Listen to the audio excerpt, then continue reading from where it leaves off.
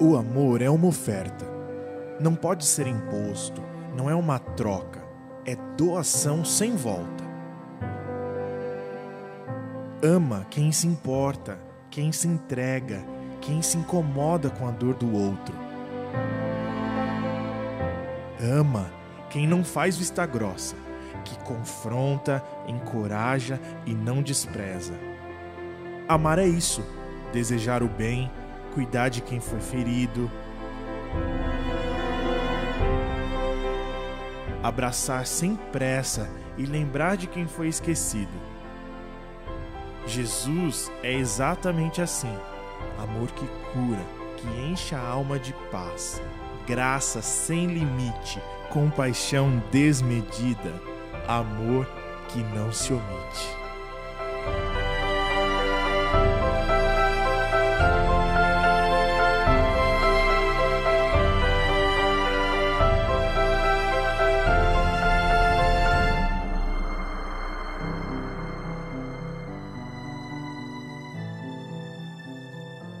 Graça e paz.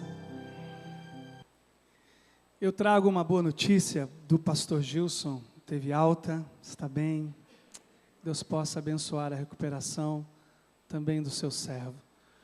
E esse tempo que o Kiko já compartilhou conosco do choro da alma, de podermos chorar com os que choram, os enlutados, aqueles, a família Cordeiro, e aqueles que estão enfrentando ainda adversidades, como o irmão Edivaldo, se ainda na UTI, pai do irmão Edinaldo, pedir por eles e pela graça sobre a vida deles. Domingo passado eu não estava aqui, porque entrei num processo de recuperação de um procedimento cirúrgico, mas graças a Deus está tudo bem, tudo em paz. Agora é beber bastante água, para que não tenha mais cálculo renal. Aliás, beba muita água. Meu médico disse para eu compartilhar isso com vocês, quando ele soube que eu era pastor de uma igreja. Diga a todo mundo para beber muitos litros de água. Quem aqui não tem costume de beber muita água durante o dia? Ok, então, fica aí. Quem ama não se omite, então eu amo vocês. Estou desejando que vocês mudem também a essa condição. A pergunta que será feita a vocês hoje é uma pergunta que inquieta o meu coração. A pergunta que será compartilhada é a pergunta que não quer calar. Como é que se ama sem se omitir? Como é que se ama sem confrontar? Como é que se ama sem apontar o erro que claramente está sendo cometido diante dos seus olhos? Seja nas relações dentro da igreja, seja nas relações familiares, seja nas relações enquanto aluno numa faculdade, numa escola, seja como um amigo na empresa que trabalha. Como amar essa pessoa sem passar a mão na cabeça, sem fazer vista grossa aos erros? Bem, se nós, juntos aqui, enquanto igreja e como IBAGE, nós temos olhado para Jesus Cristo como nosso grande paradigma, o nosso modelo de exemplo, então nós aprenderemos com Ele, porque Ele é amor. Como Ele amava sem deixar de confrontar o erro que ele via diante dos seus olhos, cometido pelos seus próximos, cometido pelos seus discípulos. E aí é muito interessante a gente imaginar isso, a gente repensar essa verdade absoluta, porque muitos erros são acobertados e trazem grandes prejuízos para a nossa vida e para a nossa existência. Muitas vezes, e isso é preciso que você entenda, muitas vezes a omissão, ela não é um bem a ser feito para quem você ama. O fato de você não apontar o erro que você se tornou consciente dele estar sendo cometido, não ajuda. Pelo contrário, empurramos para o precipício os que amamos quando nós nos calamos. O amor verdadeiro é aquele que não suporta ver o outro, a quem ama, enlameado e aprisionado no erro. Portanto, a fala ela é genuína de que nós devemos amar. A fala é verdadeira de que nós não podemos ter preconceitos, mas nós precisamos confrontar. Isso é difícil demais, porque a gente não quer se indispor com ninguém, a gente quer ser o cara, a gente quer ser amigo, a gente não quer de maneira alguma dizer, olha, você está pisando na bola, e aquela pessoa poder dizer, puxa, pensei que você era meu amigo, mas amigo é de fato aquele que revela o que está vendo como algo errado, que vai trazer prejuízos para aquela pessoa que a gente ama. Amigo verdadeiro, eu tenho ensinado para os meus filhos, não é aquele que não te corrige, o amigo verdadeiro é aquele que te corrige em amor. E talvez esse sermão seja muito indigesto para muitos nessa noite, ou para aqueles que também nos acompanham pela internet. Eu decidi, quando fui convocado para ser pastor, a falar e a ministrar toda a verdade das Escrituras Sagradas. Poderia suprimir a verdade que vocês precisarão ouvir nesta noite, a de que amar não é passar a mão na cabeça, não é concordar com o erro, não é engolir sapos. Amar também é apontar a falha. Amar também é dizer, para salvar aquele que a gente ama, que ele está indo para um caminho errado, que ele está tomando o rumo incerto. E isso é tão verdade, que nas Escrituras a gente aprende com Jesus Cristo. Ele foi convidado para a casa de Simão. Simão é um fariseu, é um religioso na época de Jesus. E Jesus, é tão lindo isso em Jesus, porque ele nunca rejeitou nenhum tipo de convite. Pobres o convidavam, ele ia. Ricos o convidavam, ele ia. Pecadores convidavam Jesus, ele ia. Tanto que ele é muitas vezes acusado. Aquele rabi, aquele mestre da lei, ele é diferente dos demais. Porque os demais não se contaminam, porém ele vai e senta-se à mesa dos pecadores. Esse é um dos maiores ensinos que a gente pode ter sobre o coração do mestre, sobre como ele era. Mas Jesus, ao ser convidado para a casa de Simão e amar Simão, ele não permite que uma verdade possa ficar só com ele. Ele percebe que não foi beijado como culturalmente, na cultura judaica, se beija quando se recebe alguém. Ele percebeu que Simão não lhe ofereceu água para os pés, que Simão não ofereceu o óleo natural para os cabelos que vinham empoeirados da rua. Ele percebe que Simão não o tratou com a dignidade cultural. E então entra uma mulher porta dentro. Essa mulher, ela é uma prostituta, mas tocada pelo ensino de Cristo, ela se arrepende e procura Jesus e se lança aos pés dele dentro da casa de Simão. Chora aos pés de Jesus e para enxugar os pés de Jesus por causa das suas lágrimas, ela usa o seu cabelo. Simão então logo pensa, se esse homem que está na minha casa fosse de fato um servo de Deus, saberia que está sendo tocado por uma mulher pecadora. Aí Jesus poderia ter se calado, mas ele ama para confrontar. E ele confronta Simão. O ambiente da casa de Simão, depois da macarronada com frango, ficou insuportável, porque Jesus chamou a atenção de todos. Você me ama, Simão? Você tem certeza que você me ama mais do que essa, Simão? E todos puderam participar daquele confronto. Não é um confronto em particular. Jesus está nos ensinando que algumas verdades precisam ser ditas mesmo no público, no ambiente público. E Simão cai a ficha, mas não é só Simão. Existe uma outra história muito linda, a história de Tomé. Tomé andou com Jesus por 3 anos, não menos do que isso. Ele é um discípulo que viu Jesus muitas vezes curar, Jesus ministrar à multidão o seu ensino precioso. Jesus havia advertido os apóstolos na ministração da ceia, que ele iria morrer e ressuscitar ao 3º dia. E é isso que ocorre, porque ele é a verdade. A verdade bíblica não é um conceito, a verdade bíblica é uma pessoa, se chama Jesus. Mas Tomé não creu, e aí Jesus ressuscita, e aparece aos 11 apóstolos, Judas já havia se enforcado. E quando Jesus aparece aos 11, aparece aos apóstolos pela primeira vez, Tomé não está com eles. E então quando eles contam, Tomé, você não acredita, você tinha que ter visto, Jesus apareceu para a gente, ele ressuscitou. Tomé diz, não vem com historinha para mim, eu só acredito, depois de 3 anos andando com o mestre, eu só acredito que realmente ele ressuscitou, como disse que ressuscitaria, se eu colocar as mãos no lugar onde entraram os cravos, nas mãos e nos pés. O que acontece? Jesus aparece pela 2ª vez aos apóstolos. Sabe o que ele faz? Ele confronta a incredulidade do seu apóstolo. Ele não poderia ter deixado para depois? É irrelevante? Tomé vai me ver, vai crer e papo encerrado. Não. Para Jesus que ama, amar não é se omitir. Então Jesus aparece no meio deles e diz: paz sejam com vocês. E todos dizem amém, glória a Deus, aleluia. Tomé, vem aqui. Sabe quando você faz isso com o filho? Chega aqui, vem aqui. E Jesus então expôs a incredulidade e disse: Tomé, seja crente e não incrédulo. Há uma outra situação tão especial. Ele é jovem, ele é muito rico e ele se apresenta diante de Jesus. O texto bíblico diz e usa a palavra ágape para amor, em que Jesus o amou intensamente. Ele tinha uma dúvida: Jesus, eu só queria saber, como é que se vai para o céu? Como é que eu faço para ter a certeza da vida eterna?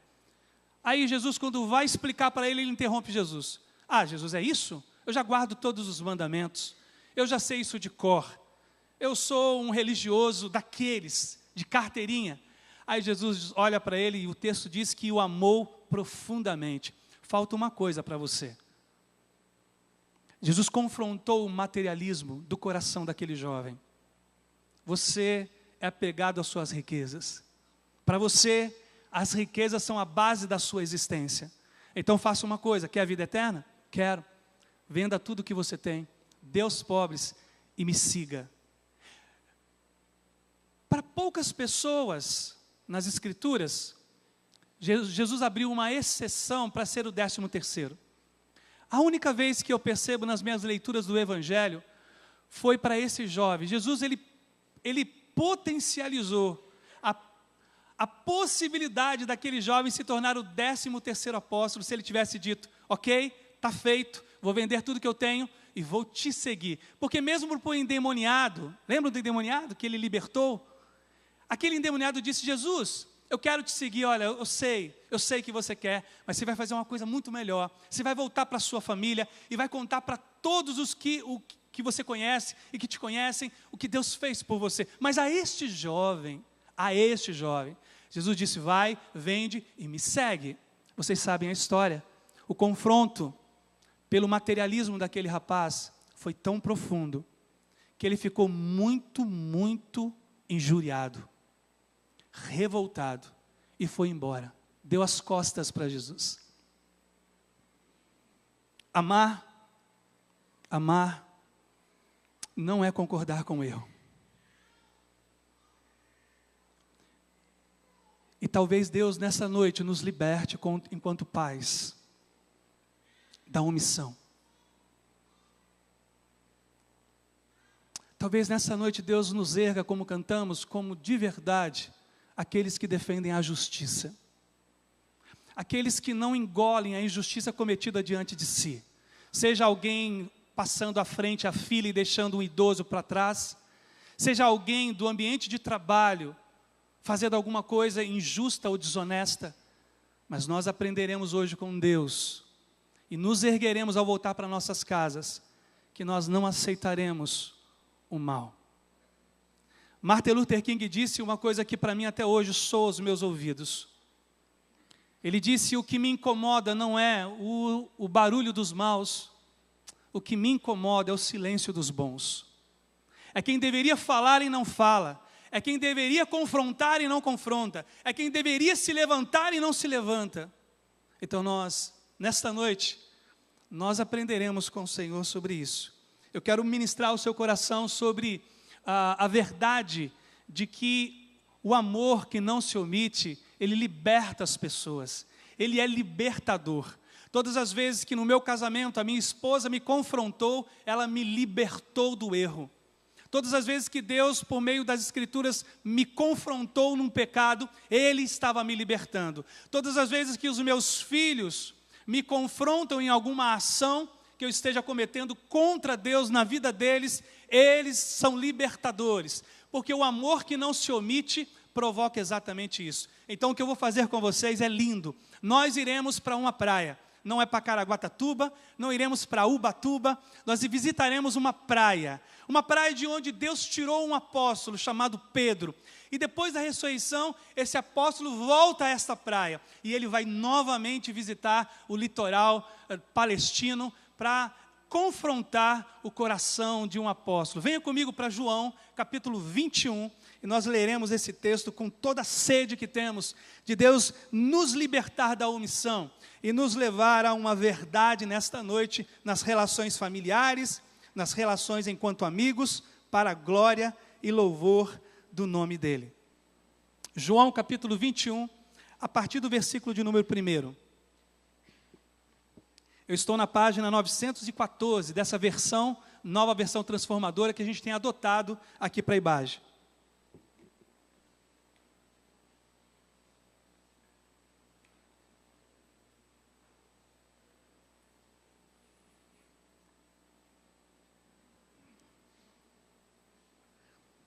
Nós faremos essa leitura responsiva. Eu vou ler os versos ímpares e os irmãos que têm essa versão lerão os versos pares, para a gente ter uma leitura bem bonita, juntos. Eu vou ler o verso 1 e os irmãos leiam o verso 2. João 21, de 1 a 19. Depois disso, Jesus apareceu novamente a seus discípulos junto ao mar de Tiberíades. Foi assim que aconteceu.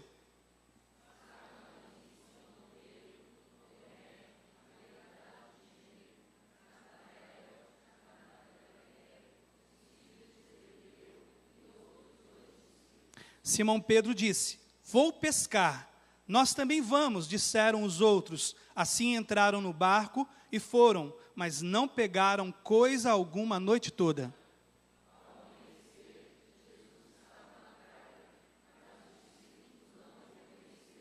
Ele perguntou: filhos, por acaso vocês têm peixe para comer?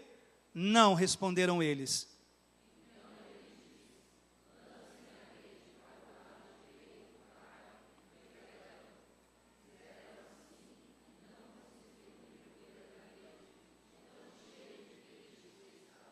O discípulo a quem Jesus amava disse a Pedro: é o Senhor. Quando Simão Pedro ouviu que era o Senhor, vestiu a capa, pois a havia removido para trabalhar, e saltou na água.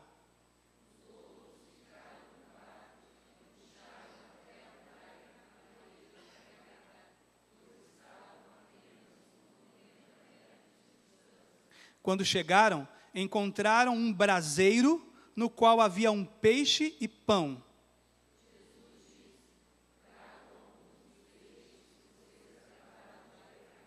Simão Pedro entrou no barco e arrastou a rede para a praia. Havia 153 peixes grandes, e, no entanto, a rede não arrebentou.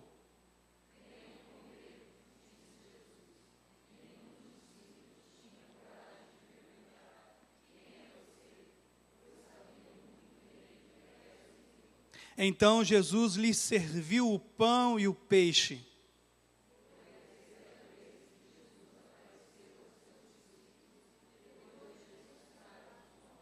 Depois da refeição, Jesus perguntou a Simão Pedro: Simão, filho de João, você me ama mais do que estes? Sim, Senhor, respondeu Pedro, o Senhor sabe que eu o amo. Então alimente meus cordeiros, disse Jesus.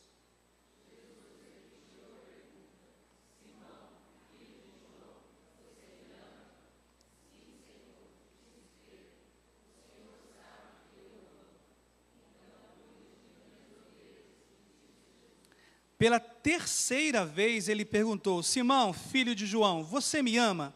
Pedro ficou triste porque Jesus fez a pergunta pela terceira vez e disse: o Senhor sabe todas as coisas, sabe que eu o amo. Jesus disse: então alimente minhas ovelhas.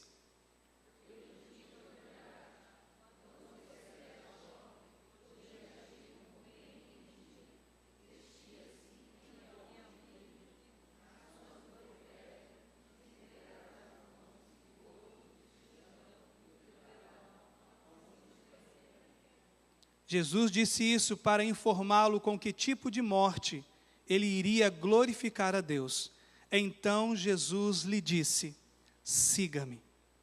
Até aqui. Pai, todos nós neste lugar estamos prontos para entendermos esta passagem bíblica, e nós te pedimos em oração que teu Espírito nos permita compreender essa história. tão preciosa. E sejamos nessa noite libertos, ó Deus, na condição daqueles que amam, mas que não aceitam o erro, que confrontam em amor aquilo que percebem contrário à Tua palavra e à Tua vontade. Ó Deus, usa a minha mente, usa o meu coração, e seja engrandecido na vida de cada irmão e de cada irmã aqui e naqueles, ó Deus, que nos acompanham pela internet, para a Tua glória, em nome de Jesus, que todos digam amém. Amém. Há 3 verdades muito simples que a gente deveria perceber, mas quando a gente acompanha essa história com a ótica cinematográfica, se a gente pudesse enxergar uma foto, né? Eu dei uma olhada na internet, essa era uma foto que me pareceu representar um momento em que Jesus, ressurreto, ele vai visitar a praia. Ele já havia aparecido à beira do túmulo, ressurreto, depois num quarto fechado com trancas pelos apóstolos, com medo, e agora ele decide voltar a um lugar que ele já esteve antes da ressurreição. E é tão intrigante isso, porque imagina essa pessoa representando Jesus exatamente como deve ter sido, e ele chegando perto da praia e vendo ao longe os apóstolos que ele havia dito para amar as pessoas e implantar o seu reino na face da terra, ir por todas as regiões e anunciar que o Cristo que foi à cruz se levantou com poder e glória sobre a morte. Eu imagino de que maneira Jesus ele visualizou essa cena. Ele os amou, é claro, olhando aqueles que ele havia tirado da praia, mas que retornaram para ela, que abandonaram a missão confiada por Jesus. Ele ama, mas ele não vai deixar isso barato. Ele ama profundamente e não há quem ame como Jesus. Não há um outro amor comparado nas relações ao que Jesus tem por cada um de nós. É um amor incondicional. Amar incondicionalmente um outro é muito complicado. Nem na relação mais íntima que eu tenho, que é com a Andréa, eu deixo de amá-la sem uma expectativa. Eu sempre amo na expectativa de que ela me corresponda, mas o amor incondicional só Jesus tem por cada um de nós. Então Jesus ele está na praia, ele ama Pedro, Tiago, João, mas ele vai precisar confrontar, mesmo amando, aquela condição em que os apóstolos estão. Sabe para quê? Para libertá-los.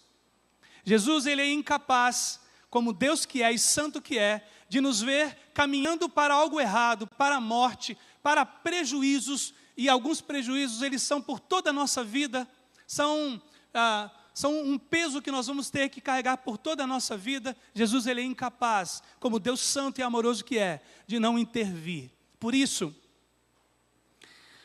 Deus trará à mente, ao coração de vocês, algumas coisas que Ele tem dito.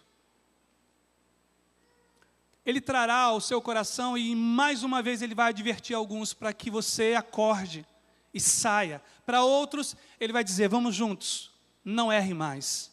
Vocês se lembram da mulher que Ele defendeu? Vocês se lembram? Que Jesus, quando defendeu aquela mulher, Ele poderia ter sido tomado como um cúmplice, e também ser envolvido na trama para ser apedrejado publicamente. Ele correu o risco por amar aquela mulher. Mas vocês se lembram da última palavra dirigida a ela? Qual é? Não peques mais. Ele ama tanto que ele arrisca a sua própria condição física, mas ele não deixa de expressar àquela mulher o que ele pensa da vida que ela está levando. Irmãos, isso é muito importante. Isso é muito importante. Porque você tem ouvido muitas coisas, aceitando a condição em que você vive, propondo que aquilo que você vive é seu, você tem que ser feliz, faça do jeito que você quiser, siga e tome a sua vida. Não é assim, irmãos, não é assim que Deus nos ensina pelas Escrituras Sagradas. Então eu vou mostrar para vocês 3 perspectivas muito lindas deste amor que não se omite. O primeiro, e ele é especial, é que o amor que não se omite, ele nos liberta, porque ele nos faz relembrar lições que a gente aprendeu. O que Jesus estava querendo ensinar com os apóstolos é algo sobrenatural. Eu acredito que quando Jesus chega na praia, ele dá apenas uma piscada para o mar de Tiberíades, o mar da Galileia, é o mesmo nome, e os peixes se espantam da rede. Os peixes dão um jeito de passar pelas redes. Aquelas varas que foram lançadas para pegar com a isca certa, para aquele tipo de peixe que os apóstolos, como exímios pescadores, sabiam que estava ali, ele diz, não coma. Porque Jesus queria relembrar uma lição ensinada ao apóstolo Pedro. Vocês se lembram da chamada do apóstolo Pedro? Está registrada no capítulo 5 do Evangelho de Lucas. Pedro havia pescado a noite inteira, em todos os cantos que ele já havia decorado, onde ele lançava o pão, onde ele lançava a comida, onde ele cevava, como os grandes pescadores aqui do nosso templo sabem.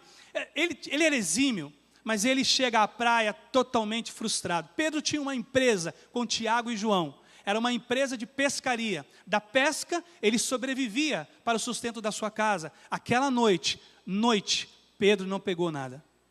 Jesus estava tentando mostrar a Pedro uma lição preciosa que ele havia vivido com Jesus, quando este o chamou para ser seu seguidor. Por isso é que eles não pescam a noite inteira. Vocês têm que entrar no texto, para perceber que muitas vezes há um déjà vu espiritual. Já ouviram essa expressão, déjà vu? Quem já ouviu essa expressão, déjà vu? Todo mundo sabe. O déjà vu é uma coisa que parece uma coincidência. Por que de novo isso está acontecendo na minha vida? Sabe o que é muitas vezes? É Deus aparecendo na praia e tentando te mostrar que você está de novo cometendo um erro que Ele já havia te ensinado.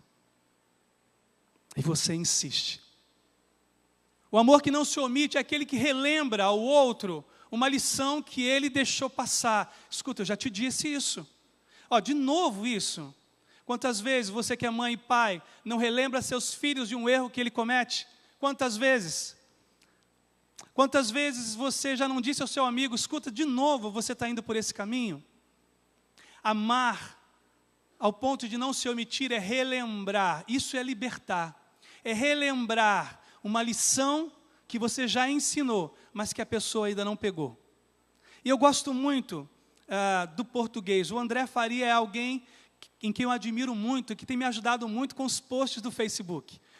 E aí, eu fiz uma leitura, André, da palavra aprender e apreender. E eu achei extraordinário isso no português, porque a gente aprende, mas não apreende. Aprender é ouvir, aprender é ter um contato com o ensino. Apreender é aprisionar dentro de si a lição aprendida, para não errar mais. Daí vale a pena você responder a si mesmo. Entendi, pastor. Eu tenho aprendido muitas lições com Deus, mas não apreendidas dentro de mim. Apreender é guardar. Por isso a Bíblia fala, guardei a palavra no meu coração para o quê, irmãos? Para não pecar contra ti. Apreendi a palavra no meu coração. Guardei, aprisionei o ensino. Por isso é que as Escrituras dizem em Provérbios 22, ensina a criança o caminho que deve andar, até o ponto que ela apreenda a lição, e ela não vai se desviar de maneira alguma dela. Jesus está ensinando, Pedro, não te parece um déjà vu, eu aparecer numa praia, e você de novo com uma pescaria frustrada, e eu dizer a você onde lançar a rede, e a rede quase não arrebentar, não está conectando, Pedro? Essa é uma noite que Jesus está lembrando você do que Ele está tentando te livrar, mas você insiste. Irmãos, irmãs, nós às vezes insistimos tanto com o erro, que a gente acaba colhendo as consequências. Mas não era isso que Ele queria. Irmãos, eu não concordo que às vezes um erro com consequências era algo que Ele queria. Não faz parte de um plano soberano dEle, coisíssima nenhuma. Quando eu experimento a consequência de um pecado, não é porque Deus queria, porque Deus não queria. Deus não queria que Adão e Eva desobedecessem de maneira alguma. Eu não consigo conceber teologicamente isso. Nenhum de nós pode dizer, foi desse jeito porque Deus quis. Não, foi desse jeito porque você quis. Porque o jeito de Deus querer era que você fosse poupado disso, fosse preservado desse erro. Não cometesse essa falha, não vivesse agora o peso da carga das consequências, porque Deus perdoa, mas Ele não retira as consequências que nós deveremos viver. É claro, se eu acabei de retirar um cálculo renal, porque não bebo muita água, e de novo, me lanço em 1, 2, 3 anos, sem beber água, meu organismo de novo vai calcificar, e eu vou culpar quem? Senão a mim mesmo. O erro é meu. Já me foi dito que o meu organismo calcifica com mais rapidez, então eu preciso beber água, para que a água possa, através dos rins, expulsar pela bexiga. Mas se eu não faço isso, novamente eu terei. E aí foi Deus quem quis? Foi Deus quem quis aquele cálculo renal para mim? Claro que não.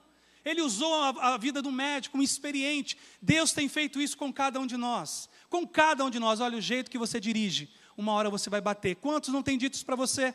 O jeito que você administra as finanças, daqui a pouco você vai para o buraco. Quantos não têm dito isso para nós? Sabem quem é? São a boca de Deus. É Deus falando, olha, cuidado, porque esse caminho que você abraçou, esses amigos que você acolheu como influentes para você, vão te levar para o caminho mau. Quantas vezes não ouvimos isso? É o déjà vu. É Deus nos salvando. É Deus querendo nos libertar porque Ele ama. Quem ama, não se omite. Segundo lugar, o amor que não se omite não é apenas aquele que relembra uma lição aprendida, mas é aquele que devolve. Isso aqui é tão especial. Porque Tomé tem medo de enfrentar Jesus. Mas Pedro, vocês se lembram qual é a característica maior da personalidade de Pedro? Pedro é o ousado. Pedro é o impetuoso. Pedro é aquele que toma a frente, a iniciativa de tudo. Então, quando alguém diz, olha, você percebeu, Pedro? Percebi. Essa coisa de rede, de lançar para um lado, tem cheiro de Jesus Cristo. Então, Pedro, é Jesus que está lá na praia. Sabe o que Pedro faz? Ele pula na água. Essa coisa da coragem para enfrentar um mestre, irmão, isso é muito lindo. Isso é muito precioso na vida cristã. Eu me lembro de um grande amigo meu da infância, que depois descobri que não era grande amigo, porque o grande amigo, ele consegue ouvir uma advertência sendo feita no lugar certo, com as palavras certas, por amor. Aquele meu amigo rejeitou a advertência que eu estava fazendo para ele. E é claro, aconteceu o pior na vida dele. Esse grande amigo meu, eu disse para ele, olha, eu vou parar de andar com vocês. Vocês estão fumando maconha. E você sabe que aquele fulano, ele já foi preso. Isso não vai dar certo. Se nós não estamos conseguindo influenciá-lo, eu acho que é hora de você parar. Mas ele não parou. Então o traficante foi cobrar uma dívida e acabou matando ele. Ele não tinha nada a ver naquele momento com aquela situação. Mas nós às vezes precisamos ter coragem, irmãos. E essa vai ser a noite da nossa coragem. Nós vamos ao final cantar, aperfeiçoa-me. Tua graça me basta. A gente vai falar isso para Ele. Que a gente tenha coragem de dizer, Senhor, eu vou mudar. Eu vou parar de dirigir como eu dirijo. Vou parar de ser consumista como eu sou. Eu vou parar de navegar às madrugadas na internet em sites pornográficos. Eu vou parar de tratar a minha esposa como eu trato. Eu vou parar de mentir para os meus pais. Eu vou parar, Senhor. Eu vou aceitar a advertência que o Senhor tem tido para comigo. E eu vou ter coragem de pular do barco e ir na tua direção.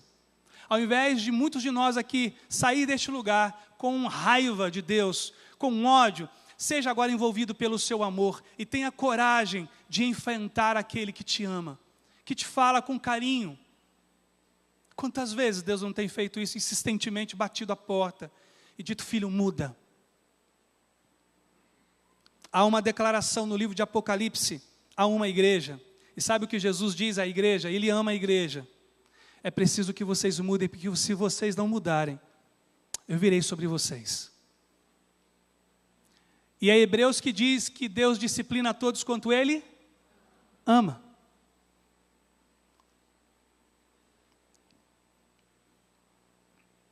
A gente tem que ter coragem. Nós temos absorvido muitas coisas e temos nos calado. Irmãos, eu sou completamente contra a ideologia de gênero. Totalmente contra. E você precisa se erguer também. Ter coragem.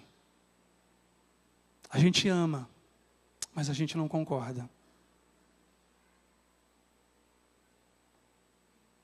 Nós temos que nos levantar e dizer que somos contra a liberação da maconha. Nós amamos, mas nós não concordamos. Nós temos que ter coragem para fazer isso. Porque às vezes nós temos medo de perder pessoas. E eu já disse a vocês no meu primeiro sermão, se perdemos aqueles por quem dizemos a verdade, é porque de verdade, redundância filosófica agora, eles não nos amavam. Fomos chamados para brilhar e não para sombrear. Fomos chamados para brilhar a luz de Cristo, expulsar as trevas e não fazer acordo com elas. Não existe acordo. Eu não sou partidário, nenhum partido. Para mim, teria que todo partido sofrer uma intervenção da Lava Jato. Eu sei que você também crê nisso. Não importa se é o presidente atual ou a presidenta que foi deposta, todos que estão em débito. Agora, recentemente, o presidente do Comitê Olímpico do Brasil. É isso mesmo. A verdade tem que ir a todos os cantos. E eu estou louvando a Deus, irmãos. Louve a Deus também. Ó Deus, obrigado. Porque nem o Comitê Olímpico agora está passando despercebido. A coisa está tão especial, irmãos. Tão especial na nossa nação. Por tantas vezes nós oramos, por tantos 7 de setembro nós nos dobramos a Deus pela nossa pátria. E agora que a nossa pátria está sendo varrida, não há quem passe impune. Existem vários trâmites, várias artimanhas, vários arranjos. Eu não me importo, eu estou me dobrando diante daquele que pode, como Daniel disse, trazer à luz tudo que está oculto. Orem e tenham coragem de denunciar. Tenham coragem de denunciar a injustiça. Não aceitem. Bem-aventurado, disse Jesus de Nazaré, bem-aventurados os que têm fome e sede de justiça. Pedro teve coragem de se lançar e não resistir. Pedro podia ter dito, o quê? Se é Jesus, eu estou perdido. Ele está me fazendo reviver uma situação e ele vai me confrontar. Eu vou pegar o barco e vou para outra direção. Pedro se lança ao mar, porque ele entende o amor de Cristo. Nesta noite, entendamos de uma vez por todas o amor dele. Ainda que estejamos no erro, ele nos ama para que nos livre dele. Isso é libertação. E não há quem faça isso por você, como ele que te ama tanto. Eu me lembro de, no tempo do quartel, eu servia ao tiro de guerra em Volta Redonda. Eu tinha um grande amigo meu de guarda. Servi muitas guardas nas madrugadas no tiro de guerra. Eu tinha um amigo que ele era viciado em cocaína. E eu falava de Cristo. Naquela altura eu tinha 18 anos, cheio da presença de Deus. Nas madrugadas eu ministrava o coração dele. Sabe quantas vezes ele disse, eu com a minha Bíblia lendo de madrugada, ele dizia, me empresta a Bíblia. Por quê? Porque a sua página, ela é lisa para eu poder colocar uma carreira de cocaína e fumar. Eu disse, não, na Bíblia não, de jeito nenhum. Quantas vezes ele me ofereceu cocaína? Quantas vezes eu disse para ele, olha, esse caminho não é legal. 2 anos depois ele morreu de overdose.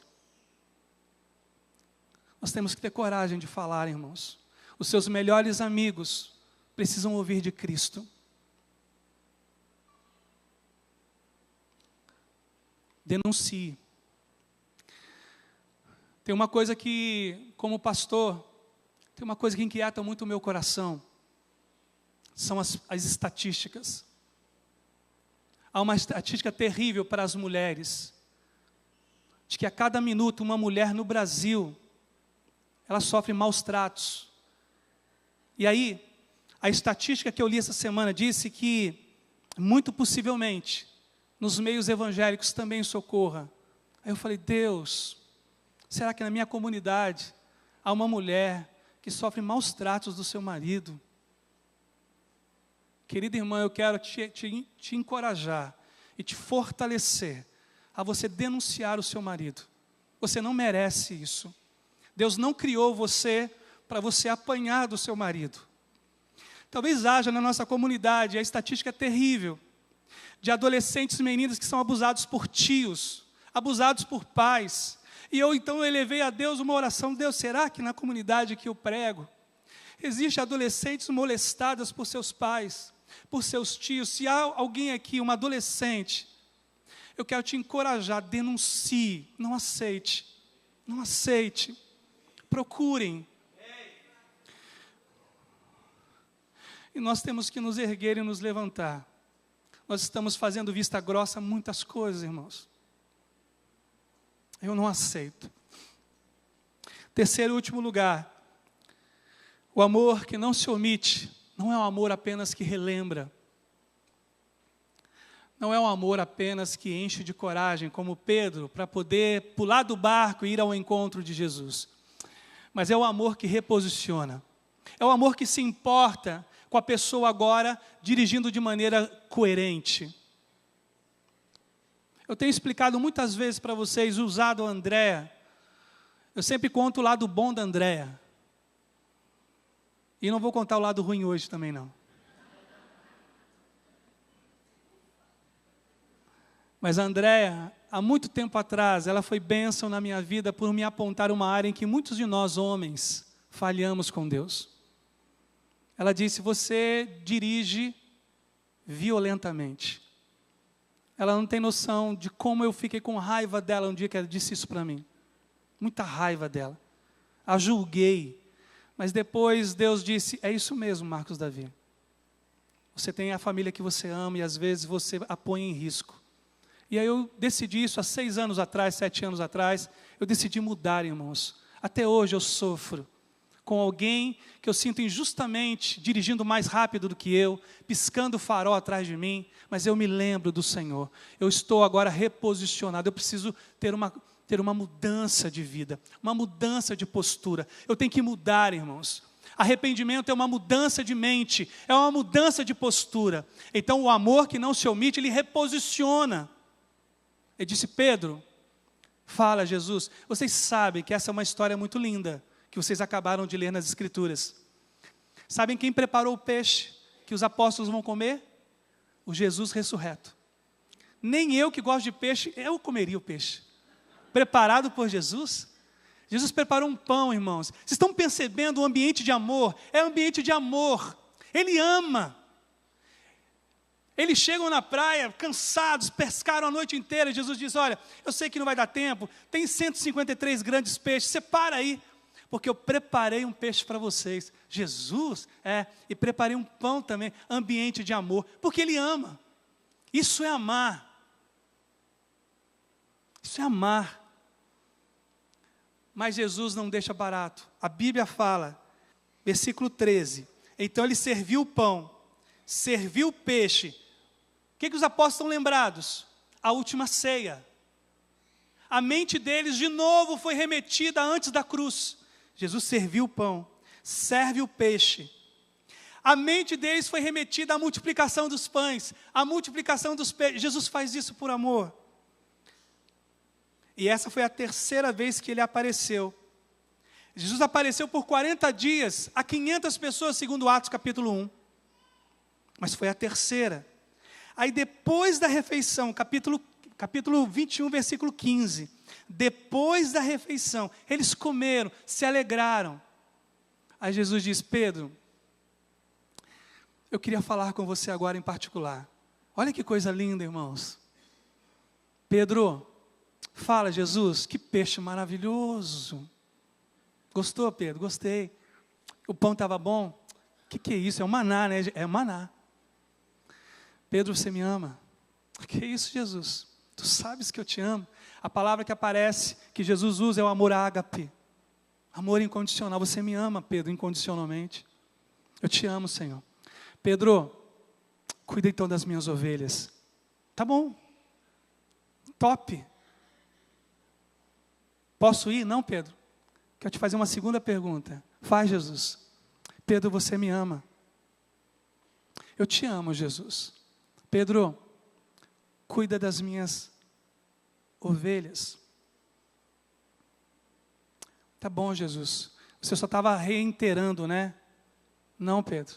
Quero te perguntar pela terceira vez. Quando Jesus falou a terceira vez, o galo cantou na mente de Pedro.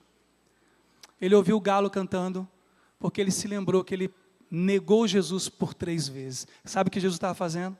Estava libertando Pedro de uma culpa, do remorso, por um erro que ele havia cometido. Jesus é assim conosco. Essa noite, irmãos, irmãs, essa é uma noite que Ele vai visitar o coração do adolescente e da criança. Ele vai visitar o coração do jovem, do casado, do solteiro, do viúvo. Ele vai visitar o coração do ancião. Ele vai dizer: eu quero livrar você do remorso, da culpa por um erro que você cometeu. Eu quero te reposicionar no centro da minha vontade. Porque, irmãos, não há nada mais terrível do que a culpa, do que o peso de um erro cometido. E Ele, por amor, quer nos livrar disso. E Ele vai nos livrar nessa noite, para a glória dEle. Pedro, você me ama pela terceira vez? Pedro entendeu o que Jesus estava falando. Ó Deus, tu sabes todas as coisas, tu sabes que eu te amo. Então, Pedro, pastoreie as minhas ovelhas. A praia não é o teu lugar. Eu já tirei você daqui. As cidades são o lugar que você deve agora trabalhar. O que você está fazendo na praia, então, se você me ama? Aí você tem que prestar atenção nisso, porque a Bíblia ela é cheia de detalhes escondidos. Você tem que revirar os cantinhos das pedras. E olha só, no versículo de número 19. Então, lá no finalzinho, então Jesus lhe disse: siga-me. Sabe quando foi que Jesus disse isso para Pedro? É a segunda vez que Jesus vai dizer para Pedro: siga-me. Jesus disse isso quando chamou ele no início do seu ministério. Siga-me, Pedro, e eu farei de você um pescador de homens. Mas Pedro voltou a pescar peixes. Quem de nós aqui já foi chamado por Deus para exercer o seu dom, mas nós abandonamos o nosso dom? Abandonamos a nossa vocação e voltamos a fazer aquilo que fazíamos antes dele nos chamar. Quem aqui não tem o coração agora ardendo no fogo de um clamor dele para nós fazermos exatamente aquilo para o qual ele nos tem chamado a viver? Quando você morrer e eu morrer, estivermos diante dele, ele não nos cobrará sobre aquilo para o qual ele não nos chamou para viver. Você poderá dizer a ele: ah, Jesus, mas eu fui um grande CEO de uma empresa multinacional no Brasil. Ok, mas não foi para isso que eu te chamei. Ah, Jesus, eu fui um grande pai, mas não foi isso que eu te chamei. Eu chamei você por um propósito, para fazer diferença na geração que você se ergueu, para amar o próximo. Hoje nós recebemos a visita de 2 moradores de rua, que eu tenho orado. Eu só orava pelo Jorge, incluí agora na minha oração o Adalberto. Estou orando pelo Adalberto. Irmãos, esses 2 estão sendo amados. Hoje pela manhã eles estavam numa mesa linda, com uma porção de gente tomando café. Deus nos chamou para isso, para amar pessoas, para dizer a elas: não é essa a condição que Deus trouxe a você a existência para viver. E eles estão entendendo isso. O Djaí colocou, e eu acompanho sempre que o Djaí coloca alguma coisa sobre o Jorge, dizendo que ele encontrou a sua filha. Ai, irmãos, como isso é bom. Como Deus vai reposicionando a gente no caminho certo. Deus está fazendo uma grande obra preciosa. Isso é reposicionamento. Se o estado de quem erra é o de perdido, o de perdoado, certamente é a posição de encontrado, convicto e focado. É assim que a gente vai sair hoje daqui. Há 2 semanas atrás, uma pessoa que coordena o nosso ministério de estacionamento me disse: pastor, uma pessoa me distratou. Eu disse: mas de novo. E disse: irmãos, nós não podemos aceitar isso. Nem aqui, nem no estacionamento do Carrefour, do Walmart, nem no estacionamento de um hospital. Somos da luz, não somos das trevas. Nós temos que tomar uma posição nessa noite, irmãos. Se somos cristãos, se aqueles que amam, e deixamos a nossa casa, e nos reunimos aqui por 1h30, 2 horas, e cultuamos a Deus, e no estacionamento nós maltratamos alguém, irmãos, nós não aprendemos nada. Reposicionamento. Tome uma posição hoje. Pergunte o nome do Emerson, que trabalha lá cuidando dos seus carros enquanto você está cultuando. Pergunte o nome do Rafael Bonilho, do Cláudio, o nome do Hélio. Pergunte o nome dele e diga: irmão, olha, muito obrigado, porque enquanto você estava aqui, eu estava lá oferecendo o meu culto a Deus. Eu sei que você ofereceu o seu culto também, servindo a Ele, mas você não teve a oportunidade que eu tive de louvá-lo com a banda, de ouvir o sermão. Diga a ele: uma boa semana, dá um abraço, quero a costela nele. E isso é fazer diferença. Isso é ser cristão. Reposicionamento, tomada de decisão, nova direção. Nós estamos nesse mês ministrando sobre os 5 solas, que foram as declarações que romperam o tempo da reforma protestante. Só a graça, só Cristo, só a fé, só as Escrituras. E eu queria falar hoje sobre a Escritura e encerrar o meu sermão enquanto o ministério vem à frente. As Escrituras Sagradas, e John Wesley disse, ou este livro me afasta do pecado, ou o pecado me afasta desse livro. As Escrituras Sagradas são um grande desafio para cada um de nós, porque elas são como o espelho da alma. É lá em 2 Timóteo, capítulo 3, o versículo 16, que diz, toda a Escritura é inspirada por Deus e ela é útil para nos corrigir. Olha lá, 2 Timóteo, capítulo 3, versículo 16. Ela é capaz de desnudar a nossa alma, de mostrar o quanto estamos distantes da vontade do Senhor e então corrigirmos.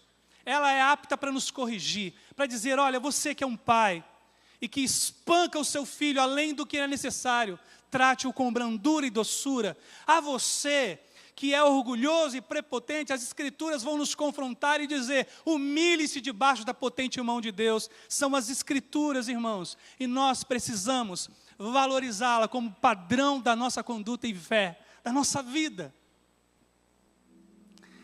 Foi Pedro quem disse, muito tempo depois, antes de sua morte, que esse livro sagrado, ele tem o poder de nos levar à santidade, de moer em nós aquilo que atinge o coração de Deus e o que o desagrada. Só a Escritura. A IBAGE, ela tem um compromisso de teologicamente olhar para esse livro e para nenhum outro como fonte inesgotável da revelação da vontade de Deus. O que foi ministrado nessa noite não foi ministrado a partir de uma declaração filosófica. Não foi o argumento de algum tipo de idealista, de um filósofo. Foi a palavra da parte do Senhor para cada um de nós. E a ela nós nos submetemos. Não só a amamos, mas a ela nós responderemos nessa noite. Eu queria convidar você a responder as Escrituras nessa noite. A boca de Deus que ministrou a cada um de nós. A tomarmos uma posição. A relembrarmos algo que Ele nos tem dito. A nos enchermos de coragem e corrermos para o braço dEle que nos disciplina. E a tomarmos uma posição. Vamos nos colocar em pé. Nas noites mais sombrias, na escuridão da alma, a graça dEle nos encontra. Aperfeiçoa-nos, Senhor. Nas noites mais sombrias, na escuridão da alma, Tua graça me basta. Nas madrugadas frias, na solidão da estrada, Tua graça me basta. No vento incessante, toda hora e a cada instante, Tua graça me basta. Na imensidão do mundo, no abismo mais profundo, Tua graça me basta. Peça isso para Ele. Aperfeiçoa-me, molda meu coração, ouça o som que flui da minha adoração. Perante ti, este sincero amor seja a expressão de todo meu louvor. Nas noites mais sombrias, na escuridão da alma, Tua graça me basta. Nas madrugadas frias, na solidão da estrada, Tua graça me basta. No vento incessante, toda hora e cada instante, Tua graça me basta. Na imensidão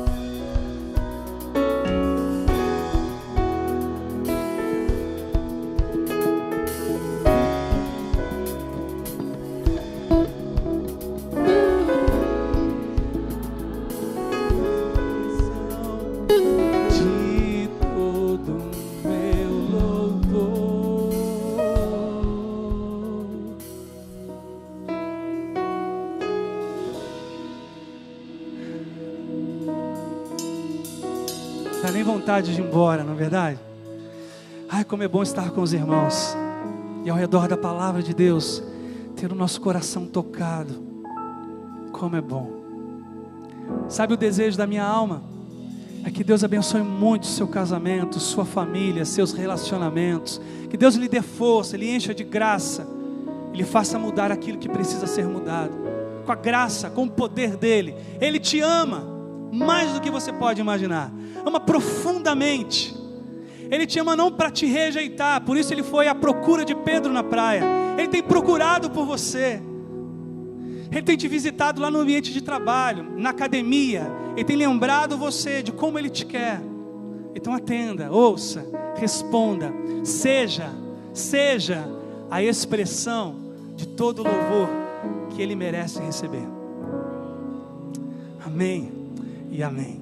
Eu não sei se o pastor Daniel está aqui. Pastor Daniel, você está aqui? Pastor Daniel, vem cá, pastor, você vai orar encerrando a nossa celebração. Pastor Daniel, ele é um dos líderes regionais do ANSE. Entrou em contato comigo, estaria aqui. Muito prazer enorme ter você aqui conosco. Por aqui, pastor. Eu queria que você desse a mão para o teu irmão ao lado. A gente vai orar de mãos dadas, encerrando a nossa celebração. Eu tenho insistido com vocês. Eu preciso decorar o nome de todo mundo. Que Deus expanda a nossa memória para 1 terabyte. E a gente decore o nome e sejamos diferentes. Como é que é esse negócio? Você conhece? Eu conheço o nome. Porque a gente se trata pelo nome. Eu vou falar o pastor do ANSE. Não, eu vou falar o pastor Daniel. Isso é muito importante mesmo. Pastor Daniel, a gente ama muito o ANSE, viu? Muito mesmo, e a gente investe profundamente nesse ministério aqui todas as sextas-feiras. Quer ver, ó? Solta a mão rapidinho, mas não vai pro lado não. Quem aqui tem filho no ANSE? Aí, que benção. Uma benção. Agora volta a dar a mão, vai. Vai me enganar. Eu queria apenas, antes do pastor Daniel orar, agradecer primeiro pela vida dele, pelo ministério dele, mas também dizer a você que o Márcio, nosso querido Márcio, líder dos jovens adolescentes, junto com Marquinhos, Gabriel, junto com Wagner e tantos outros, ele queria fazer uma consulta aos pais de adolescentes, só pais de adolescentes. Lá na sala deles, aqui, ó, esquerda aqui, ó, nessa primeira sala, só os pais dos adolescentes. Por favor, ele quer fazer uma consulta sobre o nosso retiro de carnaval, tá bom? Por favor, depois que você der um beijo, um abraço, por favor, corre para lá, ele quer ter 5 minutos apenas de consulta sobre o nosso retiro.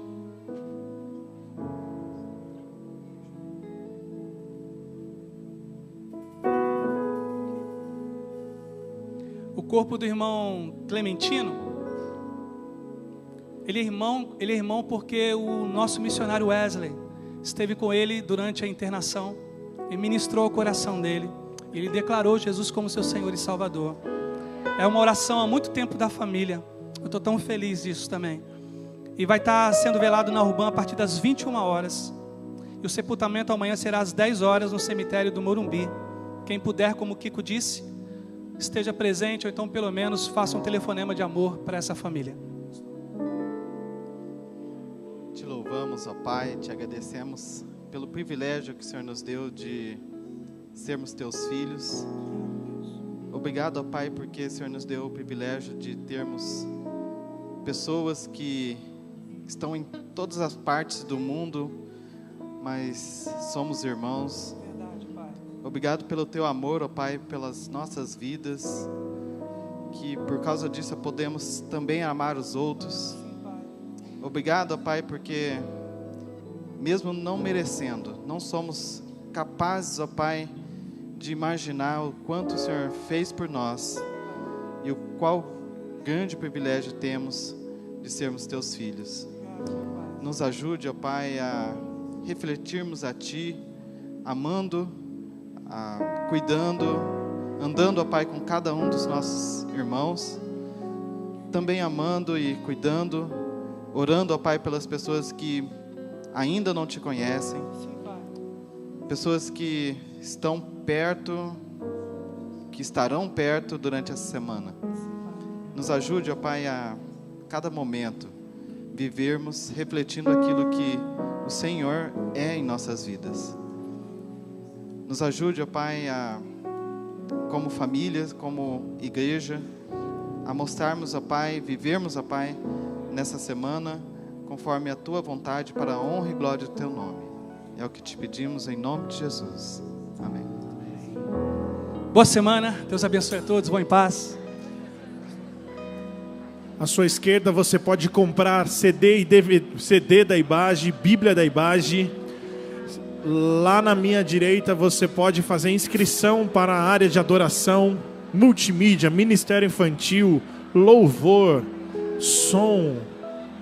Lá atrás você pode participar da nossa cantina. Deus abençoe e tenha uma excelente semana.